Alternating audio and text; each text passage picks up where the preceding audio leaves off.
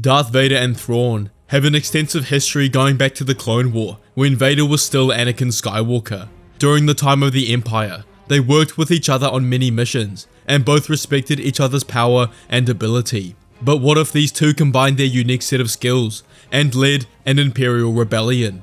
Before we begin, make sure to check out the voice actors. Their links will be in the description. During the time of the Empire, Darth Vader plotted to overthrow Palpatine many times and wished for the throne of the Empire to be his. But he knew he didn't have the power to do this, that he no longer had the potential of Anakin Skywalker and could never surpass the Emperor. Thrawn is different. Thrawn is a member of the Chiss species from the unknown regions and was sent by their people to join the Empire to gauge its strength and determine whether it would be a threat in the future or a potential ally in the Chiss's inevitable war with the Griss species in the unknown regions. His entire motivation is to protect the Chiss people, and everything else flows from that. Let's start the story between Season 3 and 4 of Rebels, where Vader and Thrawn first meet. Thrawn is in the Emperor's office and has just been promoted to the rank of Grand Admiral, the first non-human in the Empire to gain the rank. The Emperor brings in Vader, and the two meet for the first time. The infamous Admiral Thrawn and the deadly Darth Vader stand in each other's presence after hearing so much about the other. I am pleased we have finally met,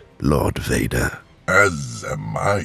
In this moment, Thrawn didn't know Vader's true identity of Anakin Skywalker, but Vader recognized the Chiss as Thrawn, the man he met during the Clone War. The Emperor sends them on a mission together, where during their time, Thrawn slowly deduces Vader's true identity as Darth Vader, slowly recognizing the similarities between the two, and teases him about this relentlessly, and Vader's reaction confirms it in Thrawn's mind. But they were ultimately successful in their mission, utilizing their efforts together to gain victory. Vader once again sees Thrawn's brilliant tactical mind, perfectly deducing who the enemies were, and coming up with a strategy that guaranteed their victory, and even thinks he may be the best the galaxy has ever seen. But what made him respect Thrawn even more was that he sensed within the Chiss that he wasn't afraid of Vader, a trait very few in the Empire had. During their mission, they were investigating a disturbance in the Force, just inside the unknown regions where Thrawn was from. It was here they encountered the Grisk, and Vader learned of the threat of the Grisk invading the Chiss. This was where Vader began to become suspicious of Thrawn, and questioned his loyalty to the Chiss rather than the Emperor in his mind. They were similar in that regard, both loyal to the Emperor, but willing to break this loyalty if necessary. Because of this, Vader decides if he's to overthrow the Emperor, he's going to need Grand Admiral Thrawn's help. Shortly after their mission concluded, Vader visits Thrawn on his Imperial Chimera Star Destroyer. Grand Admiral, I have a proposition for you. You have my attention, Lord Vader. Vader begins telling Thrawn that he's wished to overthrow the Emperor in the past, and believes that if they combine their strength together, they can achieve this. I know you are not loyal to the Emperor as I am, that your loyalties lie with your people. If you are to guarantee their safety, overthrowing Palpatine is the only way. Thrawn thinks about this proposition in his mind. He sincerely didn't expect this from Vader, and wonders whether this is a ploy to test his loyalty, but he dismisses the fact and believes this to be genuine from Vader. I was given the task by my superiors to form an alliance with the Empire to spare the Chiss people, or weaken it enough that they cannot defeat the Chiss, both of which would seem unlikely now.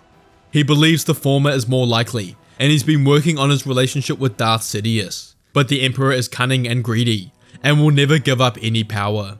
I will consider this opportunity you have raised for me, Lord Vader. But what do I get in return for lending my services? Don't get it wrong, Admiral. This is a partnership. When we are successful and I sit atop the Emperor's throne, I can guarantee the Chiss people will be spared from the Empire until the end of time, and if necessary, can assist the Chiss in their war with the Grisk. This was exactly what Thrawn had expected to hear. He weighs up the probability of their success in his mind. He knows Vader himself is powerful, and wonders whether he could defeat the Emperor, but he's sure he'll need some help, which of course Thrawn can help him with. I accept your terms, Vader. Together we can overthrow the Emperor. But there is one condition with our partnership. If I am to join you, I want you to admit something to my face. Admit to me that you are Anakin Skywalker, the man I met years ago. Vader's fist starts to shake, and his breathing becomes ragged. Whenever he thinks of Anakin Skywalker, he's reminded of the pain of his past, but knows Thrawn won't give him a choice. He already knows the truth. It is true, Thrawn. I was once the man Anakin Skywalker, but I murdered him. And what of Miss Amidala? But Thrawn knows he pushed his luck, as Vader's gaze stares him down, and Thrawn begins to feel his windpipe compress. I don't care what partnership we have, Chiss. If you mention her name again, I will kill you myself. He drops Thrawn and storms out of the room, and Vader's outburst allowed Thrawn to learn everything he needed to know. Together they begin colluding in secret, sharing the secrets of the Empire that only they knew. In this time, Thrawn learned a lot about the Force from Vader, and how Palpatine's manipulation of the Force keeps him in power. In his spare time, Thrawn did some reading up on Anakin Skywalker through old news articles released during the Clone War. He learned that Anakin Skywalker was called the Chosen One by the Jedi, destined to bring balance to the Force, and that he had the potential to be the most powerful Jedi ever. And he witnessed this firsthand. But now to Thrawn, that doesn't seem to be the case, and he definitely isn't as strong as the Emperor. Thrawn knows that Vader's power is key to them successfully overthrowing the Emperor, and needs to get to the bottom of this. He discusses this with Vader, and asks him directly, but Vader doesn't budge. You don't need to know everything about me, Admiral. If we are to overthrow the Emperor together, I must explore every possibility, and your power, Vader, is not where it needs to be. We are a partnership now. I need you to be transparent with me. Vader knows Thrawn's brilliant mind is smarter than his own, and he trusts the Chiss. Although it may seem it, I am not invincible. I have lost limbs in a duel many years ago, and ever since, my power has not been what it once was. Thrawn thinks on this, and doesn't think Vader's explanation is sufficient. He thinks it could be more than this.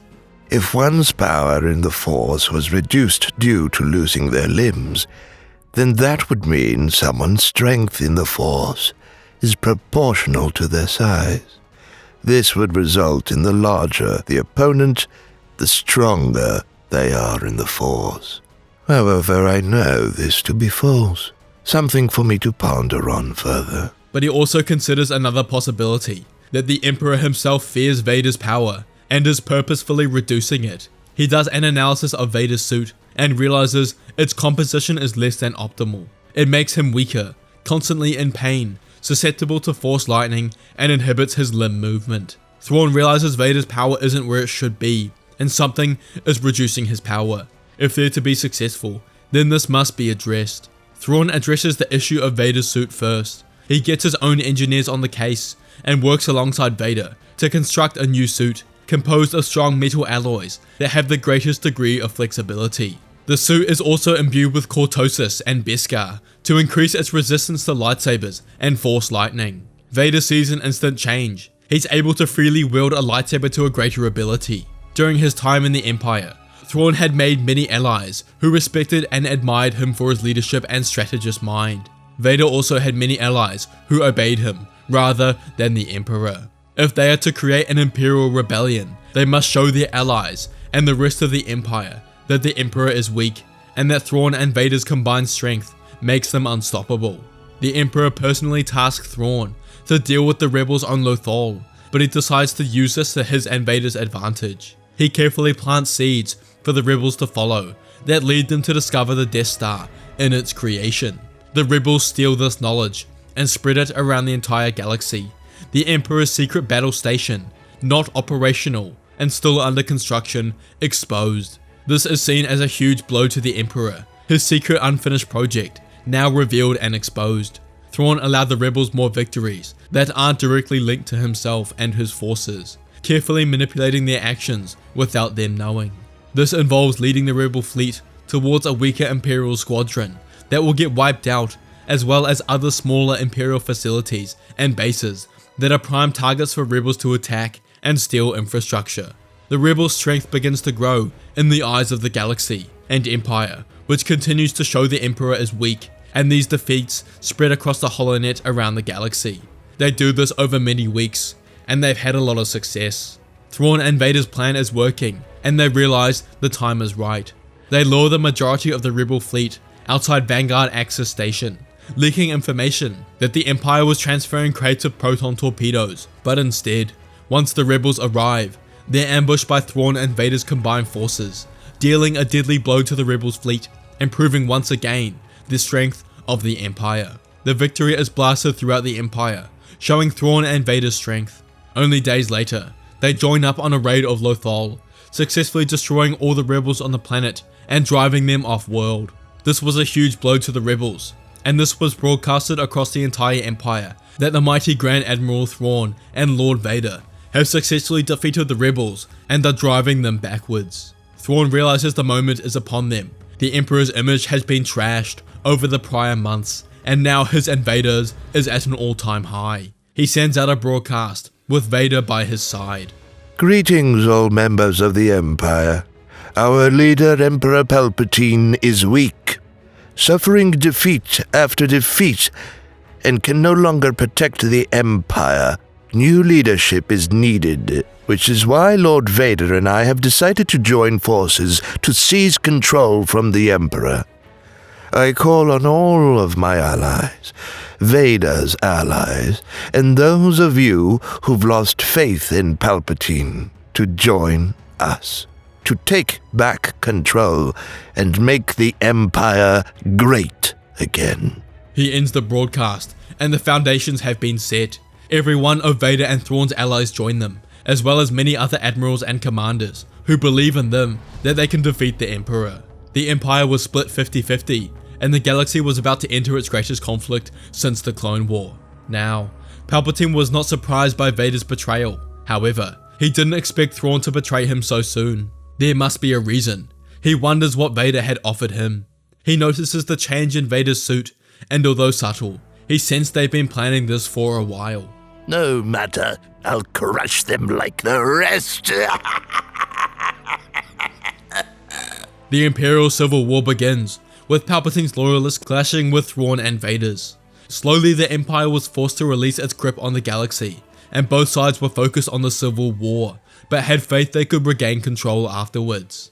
Palpatine's council remained strong, with Grand Moff Tarkin, Tolruk, as well as many other Grand Admirals remaining by his side. But Thrawn also had his selection of powerful Imperials by his side, including Grand Moff Rand, and many Grand Admirals, including Batch, Pitta, Declan, and many more. Both Palpatine and Thrawn commanded their respective forces, in essence playing a game of chess with each other. They were both ruthless commanders, willing to sacrifice pawns if necessary to win the final war. Both sides suffered defeats, but ultimately, Thrawn and his tactful brilliance started to take the edge. Vader knows the confrontation with Sidious is inevitable. He's been training day and night, working with his new suit, and now believes he will be victorious. Palpatine fights back against Vader, specifically using mental warfare, as he reveals to the galaxy the real name of Darth Vader, Anakin Skywalker, the Jedi traitor and hero of the Clone War. This shocked Vader and sent him off his equilibrium. Thrawn knew this would have an effect on Vader and implored him to not lose his cool, as they're finally taking the edge in the war. But this catches the attention of someone interesting, Bail Organa, who was shocked to hear that Anakin Skywalker, the father of Luke and Leia, was indeed alive and that he was really Darth Vader. Organa knew of Anakin's descent to the dark side, but never learned that he was deemed the title Darth Vader. He also thought he died all those years ago on Mustafar, and can't believe he's alive. Organa was a long-standing member of the Rebels, and knew if they were to be successful, they had to eventually deal with Vader, and he believes this might be their chance. He contacts Obi-Wan and discusses it with him. He believes if Anakin is really alive, they can help him in the Civil War to defeat the Emperor. But Obi-Wan tells Organa that, I'm sorry, Bail, but Anakin is gone. Only Vader remains. But Organa tells him that if Vader learned his children are alive, then he could become Anakin again. Organa only remembers the Anakin of the Clone War, the hero who led the Jedi to countless victories, and can't believe he could be fully gone to the dark side. There must be something left. The risk is too great, Bail. We could lose everything. But Organa implores him that now is the time to fight when the Emperor is the weakest, that they might never have an opportunity like this again. Organa stubbornly states that he'll do it without Obi-Wan, regardless of whether he helps. They'll compromise, Obi-Wan telling Organa that they'll only mention Leia to Vader and the possibility of things going sour, and must keep Luke a secret. Obi-Wan isn't too confident in Organa's plan. He faced off against Vader only years ago and didn't believe Anakin was left inside, but he could be wrong, and now is their last opportunity to explore this. Organa contacts Thrawn to have a meeting with him. This surprised Thrawn. Organa was a senator, but also a suspected rebel sympathizer, and he was intrigued to hear what he'd have to say. Together they meet. Obi-Wan was there as Organa's advisor. Organa discusses with Thrawn that he can assist him with his forces, but first wants to know how they plan to defeat the Emperor himself, that he knows about Sidious being a Sith Lord, strong in the Force, and that his power exceeds himself and Vader. Thrawn disagrees, telling them that they underestimate Vader, and he believes he has become powerful enough. But Obi-Wan speaks up. The dark side fails Vader, and because of this, he will never have the strength to defeat the Emperor. My, what a thing for an advisor to say. Now, who are you really? I am Jedi Master Obi-Wan Kenobi, the one who put Vader in his suit. Thrawn kicks himself for not realizing it sooner, as he recognizes the man. Kenobi has definitely aged during his exile. Obi-Wan, tell me more about the dark side failing Vader. What do you mean?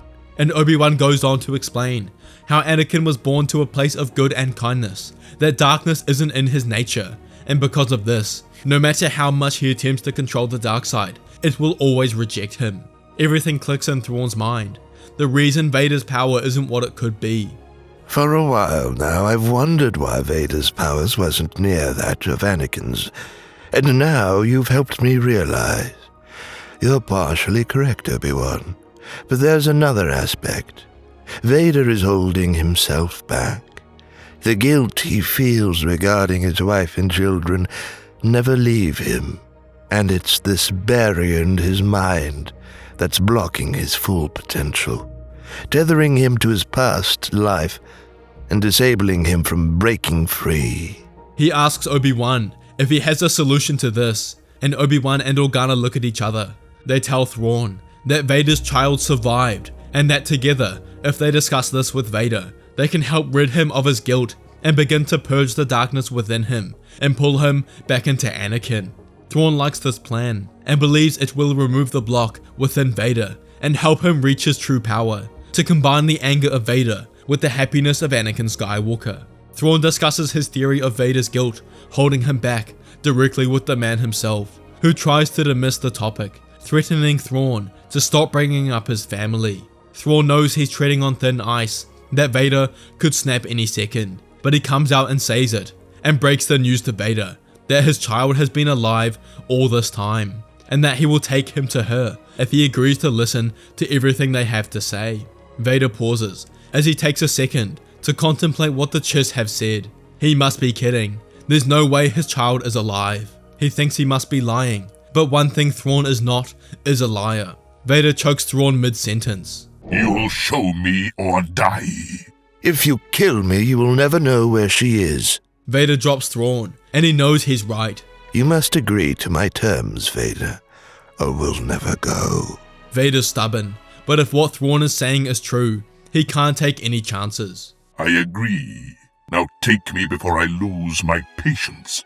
They travel to Alderaan, where Vader and Thrawn sit opposite Organa, who tells Vader everything, from Padme giving birth, to him taking his child to protect her from himself and the Emperor. Thrawn can tell Vader's anger is rising. So it was you who kept her from me. But Obi-Wan bursts in and tells Vader it was he who hid his daughter from him. Vader reaches for his lightsaber, but Thrawn puts his hand on his suit and stops him. Sit down, Anakin. You'll want to hear what he has to say. Obi-Wan begins explaining it to Anakin, telling him he did it for Leia's safety, that the Emperor would have corrupted her with the dark side, just like he did to him, and that it isn't what Padme would have wanted for her daughter. Vader's world begins crashing down. The mention of his name Anakin, his wife Padme, brought up so many memories. He puts his hand on his helmet, unable to comprehend the situation. I know you're in pain, Anakin. You've been in pain ever since Mustafar, almost 20 years ago. But it doesn't have to be this way anymore. It's not your fault, Anakin. Everything that happened in the past is not your fault. No! This can't be! You were just a boy, Anakin, and I wasn't there for you. But you must let go of your past mistakes. Don't let the past define you. You have a new opportunity to live the life Padme wanted you to. Reconnect with your daughter and be Anakin Skywalker, the father that she deserves. Vader's mind is going round in spirals. His daughter is alive, and the man he hated the most, Obi-Wan, had her this entire time. But he did this to protect her, and he starts to see the truth of what he was saying. If Leia was with Vader, the Emperor would have snatched her from his grasp and corrupted her with darkness, something neither Vader nor Padme would ever want. You are right, Obi-Wan. I've let the past consume me.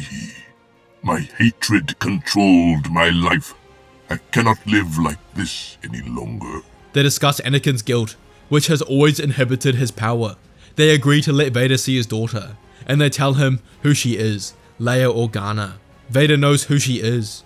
She is her mother's daughter. But he can't bear to face her in his current state, that he has to make up for some of his wrongdoings and present himself to her as Anakin Skywalker, the savior of the galaxy, rather than Darth Vader, the Emperor's executioner. Together, they work with Anakin, and he's begun to let go of the guilt of his past and free himself from the shackles that have held him back. He's determined to create a better galaxy for his daughter, and he's determined to win the Civil War. Anakin Skywalker has returned, and his power has now risen, reborn. Together, Organa and Thrawn make some deals behind the scenes, and the rebels join Thrawn and Vader's forces in the Civil War. The rebels joining the war helped tip the balance in their favor, and the surviving Jedi of the Purge also joined. Vader had ditched his red lightsaber, and now brandished his old sapphire blue blade that Obi-Wan has given back to him. He fights alongside his master like old times, as their forces advance towards Coruscant. The final showdown would take place around Coruscant, as Palpatine has retreated all of his forces to guard the planet. Thrawn and the rebels' forces come out in full force to engage Palpatine's fleet in the fateful battle. Anakin knew this was the moment, the time when he would face off against Palpatine directly. He's no longer held back by the guilt of his past, and has embraced his emotions to cause an increase in his power. Palpatine has also sensed this, and knows their climactic duel is upon them, but believes he can take Vader. Palpatine sits on his throne, watching the battle commence, as Vader does the same.